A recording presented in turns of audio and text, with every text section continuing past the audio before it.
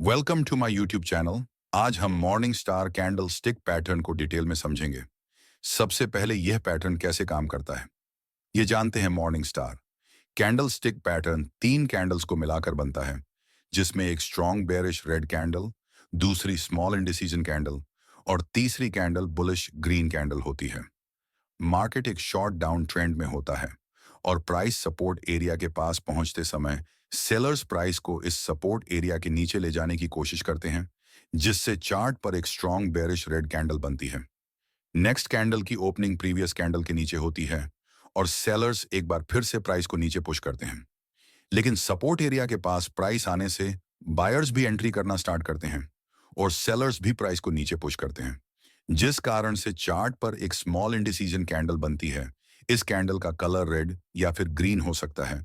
इस कैंडल को देखकर बायर्स फिर से हैवी बाइंग स्टार्ट करते हैं और प्राइस को ऊपर की तरफ पुश करते हैं। अगर इस ग्रीन बुलिश कैंडल की क्लोजिंग प्रीवियस रेड कैंडल के 50% के पास या थोड़ा ऊपर होती है, तो ये एक स्टैंडर्ड बुलिश सिग्नल होता है। लेकिन अगर इस थर्ड ग्रीन कैंडल की क्लोजिंग प्रीवियस रेड कैंडल के ओपनिंग के ऊपर होती है, तो ये एक स्ट्रॉन्ग बुलिश सिग्नल माना जाता है, क्योंकि यहां बायर्स पूरी तरह अपना कंट्रोल सेलर्स के ऊपर बनाने में कामयाब हुए हैं, जिस कारण से अब पिछले डाउन ट्रेंड को एक अप ट्रेंड में चेंज करने की संभावना बढ़ जाती है। इस पैटर्न को देखकर ट्रेड में एंट्री करने से पहले आपको इसके पीछे की बायर्स और सेलर्स की साइकोलॉजी को समझना होगा। यहाँ टॉप लेवल से सेलर्स शॉर्ट करते हैं और जब प्राइस सपोर्ट एरिया के पास पहुंचता है, तो यहाँ तक ज्यादातर सेलर्स को अपनी पोजीशंस में ऑलरेडी प्रॉफिट हो चुका होता है। लेकिन कुछ सेलर्स ऐसे भी हैं जिन्हें ऊपर सेलिंग करने का मौका नहीं मिला और उन्हें लगता है कि मार्केट इस सपोर्ट एरिया को ब्रेक करके नीचे जा सकता है। इसलिए ये न्यू सेलर्स शॉर्ट एंट्री बनाते हैं। मगर प्राइस ऑलरेडी इतना नीचे आ चुका है, जिससे ऊपर जो सेलर्स शॉर्ट करके बैठे थे, उनके प्रॉफिट टारगेट हिट होने के कारण वह प्रॉफिट बुकिंग करते हैं, जिस कारण से प्राइस और नीचे नहीं जा पाता है। यहाँ सेलर्स को कमजोर होता हुआ देखकर और प्राइस सपोर्ट लेवल के पास होने के कारण यहाँ से मार्केट में एक रिवर्सल आ सकता है। ये सोचकर बायर्स अपनी एंट्री बनाते हैं, जिससे कैंडल ऊपर जाकर क्लोज करती है।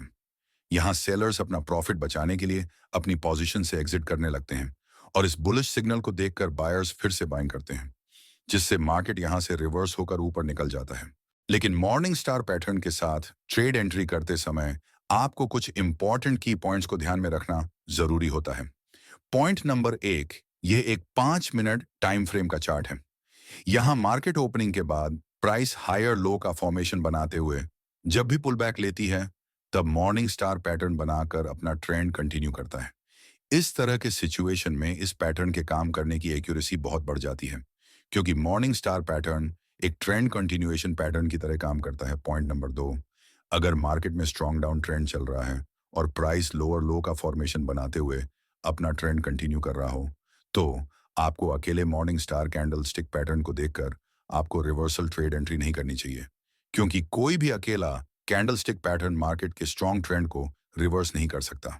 और अगर आप एंट्री करते हैं, तो आपका स्टॉप लॉस हिट होने की संभावना बढ़ जाती है।